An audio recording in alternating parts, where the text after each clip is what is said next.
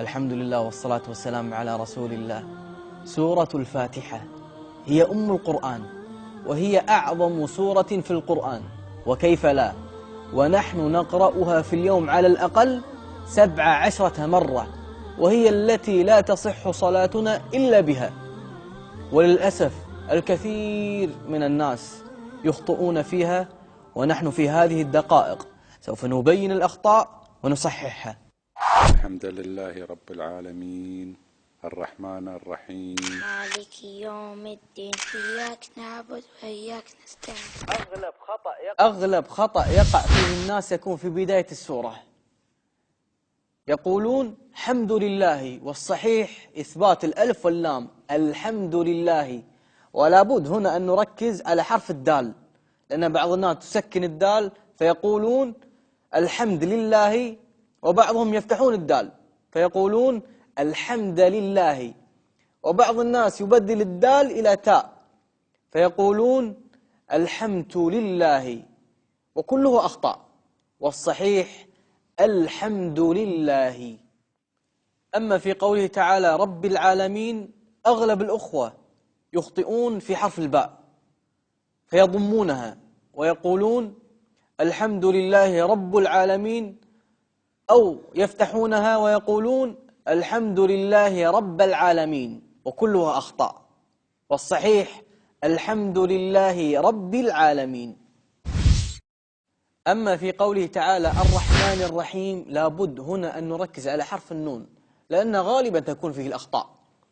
فبعض الناس يفتح النون ويقول الرحمن الرحيم، وفي ناس يضمون النون ويقولون الرحمن الرحيم، وكلها أخطاء، والصحيح الرحمن الرحيم. أما في قوله تعالى مالك يوم الدين، بعض الناس يبالغ في كسر الكاف حتى تصبح ياء فيقول مالك يوم الدين، وهذا خطأ. وبعض الناس يسكن الكاف فيقول مالك يوم الدين، وهذا أيضا خطأ. وبعض الناس يقول مالك يوم الدين فيضم الميم، وهذا خطأ.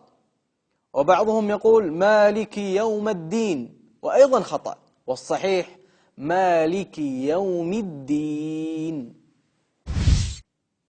أما في قوله تعالى إياك نعبد وإياك نستعين، بعض الناس يحذف تشديد الياء فيقول إياك نعبد وإياك نستعين، وهذا خطأ.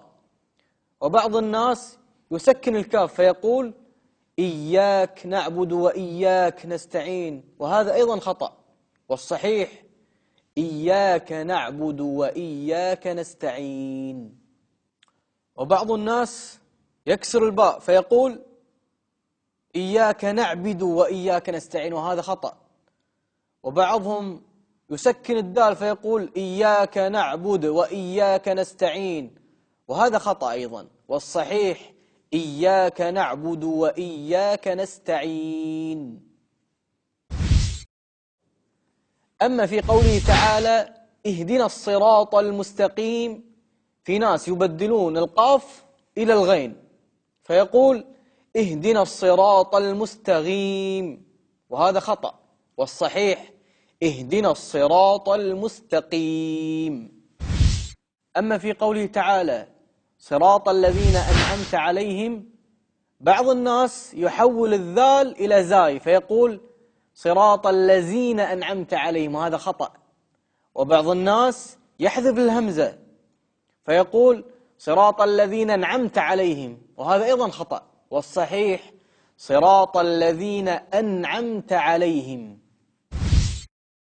أما في قوله تعالى غير المغضوب عليهم ولا الضالين، بعض الناس يبدل الغين إلى القاف فتصبح غير المغضوب، وهذا خطأ، والصحيح غير المغضوب. وبعض الناس يبدل الضاد إلى الضاء فيقول غير المغضوب عليهم ولا الضالين، وهذا أيضا خطأ، لأن بدل حرف مكان حرف، والصحيح غير المغضوب عليهم ولا الضالين. أسأل الله تعالى أن يبارك لنا في هذا العمل، واعلم أنك لو نشرت هذا المقطع وكنت سببا في تغيير تلاوة بعض الناس، في كل صلاة يصلون لك فيها أجر بإذن الله تعالى، والحمد لله رب العالمين.